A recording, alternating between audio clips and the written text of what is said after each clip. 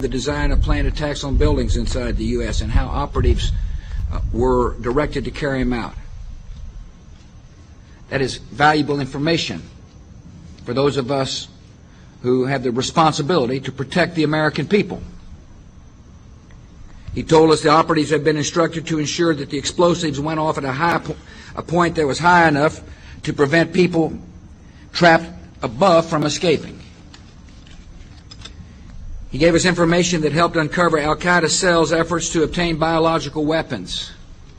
This is Building 7, a 47-story skyscraper that fell on the afternoon of September 11th. The government says that fire brought it down. However, 1,500 architects and engineers concluded it was a controlled demolition. Over 6,000 of my fellow service members have given their lives. And thousands of my fellow first responders are dying. I'm not a conspiracy theorist. I'm a structural engineer. I'm a New York City correction officer. I'm an Air Force pilot. I'm a father who lost his son. We're Americans, and we deserve... I lost my husband. My son. My uncle. My nephew. September 11th, 2001. Most people don't know a third tower fell that day. The government says fire brought it down. The collapse of World Trade Center 7 was primarily due to fires. I, along with 1,400 other architects and engineers, have found the government's conclusion to be physically impossible. Impossible. We need the truth about what happened that day. Go to rememberbuilding7.org. Why it fell, why it matters, and what you can do.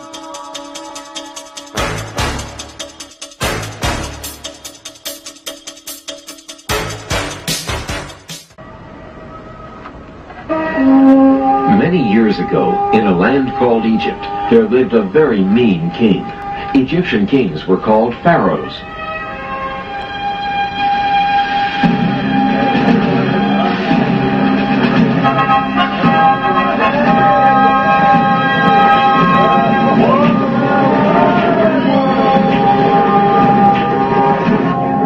The story begins with the Egyptian pharaoh ordering the deaths of all Hebrew baby boys. Oh no! They won't get my baby. I'll find some way to save him. The Hebrew mother of baby Moses tries to save him by hiding him in the bulrushes on the Nile River. What's that? A baby! When baby Moses is found by the princess daughter of the Egyptian pharaoh, the princess decides to raise him as her own son. Moses now has two mothers, a royal Egyptian princess mother and a non-royal Hebrew mother who hides her identity as Moses' Hebrew mother, gets a job as a servant at the palace, and helps the princess raise Moses. Why did the Bible omit the historical names of the pharaoh's princess daughter and the pharaoh? Their historical identities can be found by comparing the dates and events of the Bible story with factual Egyptian history. All dates followed by the letters BC count backwards to 0, which is the beginning of today's Christian calendar. Bible researchers have calculated the birth of Moses at around 1520 BC. The ruling pharaoh of Egypt at that time was Thutmose I, and his princess daughter was Hatshepsut. Egyptian history verifies that Princess Hatshepsut married her brother named Pharaoh Thutmose II. But when Hatshepsut couldn't produce a male heir to the throne, her brother husband chose a non-royal mistress named Isis to produce a male heir and named their son Thutmose III. Hatshepsut raised the boy as her own son, even though Isis was his real birth mother. The Bible story of Moses closely matches the factual Egyptian story of Thutmose III. Even the names Moses and Thutmose are almost identical. In the Bible story, Moses gives up his big chance to be the richest, most powerful ruler in the ancient world to become a lowly, poverty-stricken Hebrew laborer. But wouldn't becoming ruler of Egypt and Canaan have been the most intelligent way to help his fellow Hebrews? The historical facts show that's exactly what Thutmose III did. Once he grew up to become Pharaoh of Egypt, Thutmose III organized military campaigns with his mighty armies and chariots and defeated the enemies of the Hebrew Hyksos who had settled in Canaan.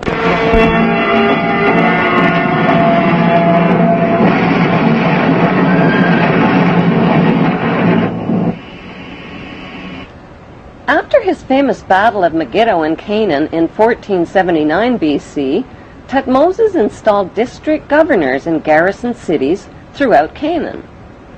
Did Thutmoses choose his district governors from the 12 Hebrew tribes named in the Bible?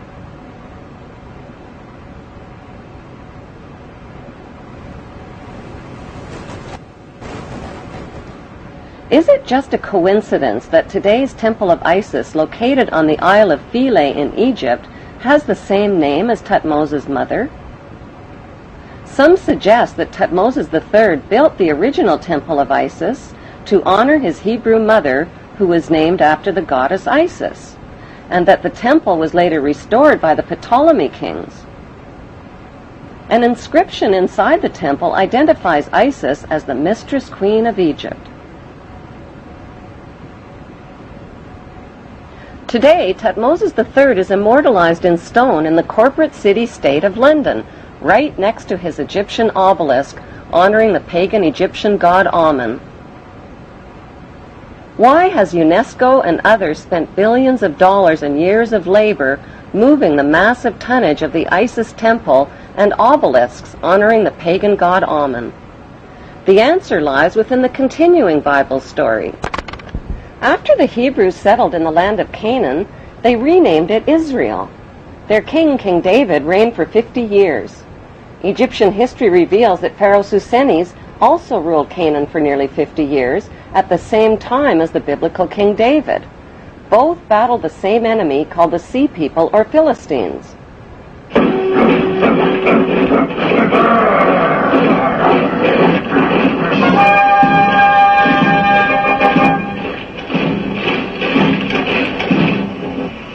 Both King David and Pharaoh Susenes had sons with almost identical names, Solomon and Simon. The name of biblical King David's son, Solomon, means son for Saul, and Omon is an alternative spelling of Ammon. The name of Pharaoh Susenes' son, Simon, means son of Ammon. Simon and Solomon reigned at exactly the same time and fought the same enemies in Canaan, called the Mitanni, the Hittites, and the Philistines. Pharaoh Simon's documented battle with the Philistines in Palestine and his capture of the Canaan city of Gezer clearly proves an ancient alliance between the Egyptians and the Hebrews.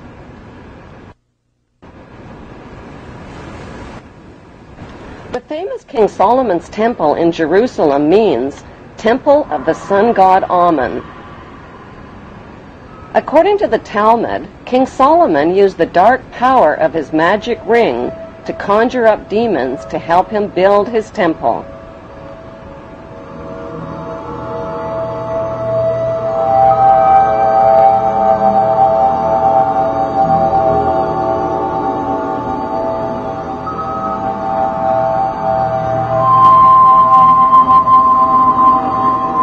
The temple became the center for sexual orgies, the worship of golden idols, and for animal and human sacrifices, including the sacrifice of infants and children.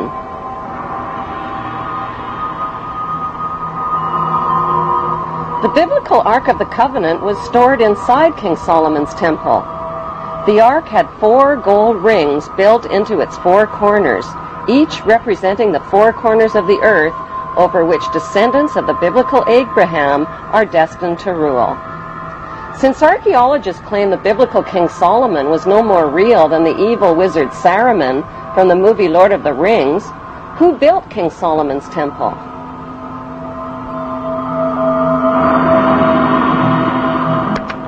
The temple was most likely built by Pharaoh Simon, who King Solomon's fabled character was based on. Today, all that remains of the temple is the Wailing Wall, where Israel's Jews still gather to worship in Jerusalem. Did the Hebrew authors of the Bible's Old Testament really expect readers to believe that Abraham lived to be 175? That his sister wife Sarah gave birth at age 90? That Moses turned staffs into snakes and rivers into blood? Why did the Hebrew authors of the Bible omit all of the important historical names of Egyptian pharaohs? Why did they mix up historical fact with myths and legends? The big question is, what did they have to hide? Researchers of both Bible and Egyptian history have concluded that the Hebrew authors of the Bible covered up the fact that the Hebrews and the Egyptians shared the same royal bloodline. But why? Why the cover-up? Because after the Egyptian people forced the Hebrew Hyksos kings out of Egypt, the only way the Hebrews could continue ruling Egypt was to hide their Hebrew identity from the Egyptian people. They did that by changing their Hebrew names to Egyptian names and intermarrying with Egyptian royalty, just like the biblical Joseph did. By hiding their Hebrew identity, the Hebrews continued to rule Egypt secretly as Egyptian royalty. They worshipped Egyptian gods, followed Egyptian laws, and violated Jewish Hebrew laws. This meant they had to hide their Hebrew identity not just from the Egyptian people, but from the Hebrew people as well. They had to keep their royal Hebrew Egyptian identity and their worship of Amun hidden within royal power circles and secret societies, just as they have done to this day. The world's biggest and best-kept secret is that the descendants of the Hebrew pharaohs of Egypt have ruled throughout history. Over the millennia, they have left oceans of blood in their wake.